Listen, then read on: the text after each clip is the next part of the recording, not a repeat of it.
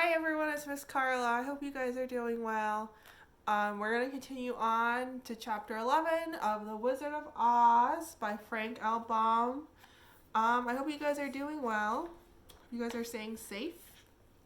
So, in chapter 10, what happened was that Dorothy and the lion managed to defeat the Wicked Witch of the West. So right now, we're going to continue on to chapter 11, The Rescue. And yeah, so let's go ahead. The lion was very happy to hear that the Wicked Witch had melted away, and Dorothy unlocked the gate of his prison and set him free. Next, Dorothy gathered all the Winkies together and told them that they were no longer slaves. The Winkies were very happy, for they had made to work hard for many years. They made the day of their freedom a holiday and spent the time feasting and dancing. "If only our friends the Scarecrow and the Tin Man were with us," said the lion, "I would be totally happy." "Don't you think there is some way we could rescue them?" said Dorothy. "We can try," asked the lion. So they called the Winkies and asked them to help rescue their friends. The Winkies said that they would be delighted to do something for Dorothy since she had set them all free. So a group of Winkies traveled that day and part of the next until they came to the rocky plain where the Tin Man lay all battered and bent. His axe was next to him, but the blade was rusted and the handle broken off. The Winkies lifted him and carried him back to the castle. When they reached the castle, Dorothy asked the Winkies if any of them people were tinsmiths. She found that there were several Winkies who were skilled tinsmiths. In a little while, they came to the castle with a basket of tools. They looked the Tin Man over carefully and told Dorothy that they thought they could mend him so he would be as good as ever. The Winkies worked hard for 3 days and 3 nights.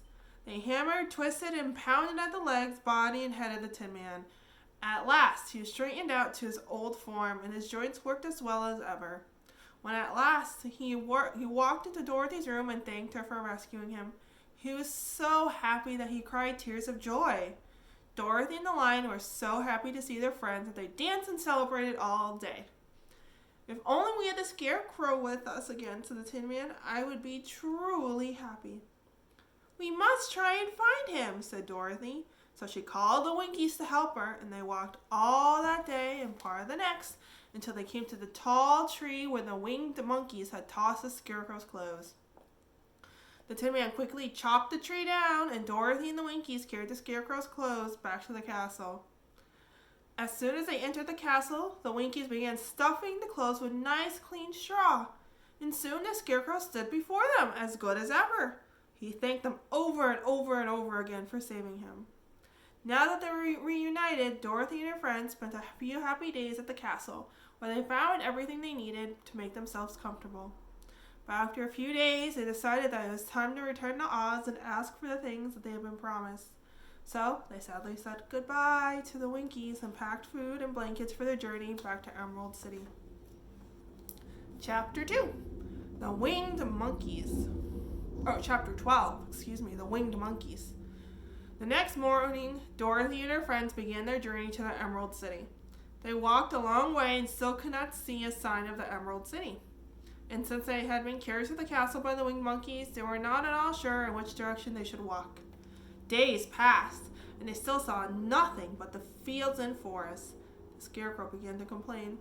"We have surely lost our way," he said, "and unless we find it again in time to reach Emerald City, I shall never get my brains." "Nor my heart," said the Tin Man. "And I do not have the courage to keep tramping forever without getting anywhere at all," said the lion. So Dorothy sat on the ground to think. "Suppose we could call the field mice," she suggested. "They could probably tell us the way to the Emerald City." "To be sure they could," cried the Scarecrow. "Why didn't we think of that before?" And Dorothy blew the whistle that the Queen of the Field Mice had given her. In a few minutes, they heard the pattering of tiny feet, and many of the small gray mice came running towards her. The Queen herself came up to Dorothy. "What can I do for my friends?" she squeaked. "We have lost our way," answered Dorothy. "Can you tell us where the Emerald City is?"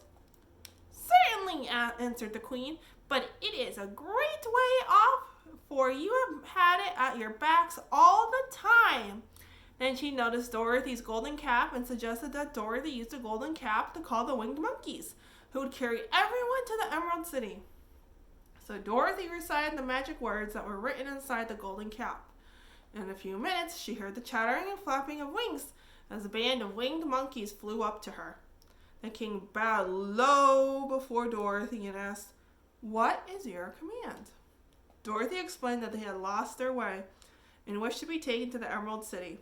No sooner had she spoken than the monkeys picked up Dorothy, Toto, and the Tin Man, and the Scarecrow, and the Lion, and carried them in their long, hairy arms all the way to Emerald City.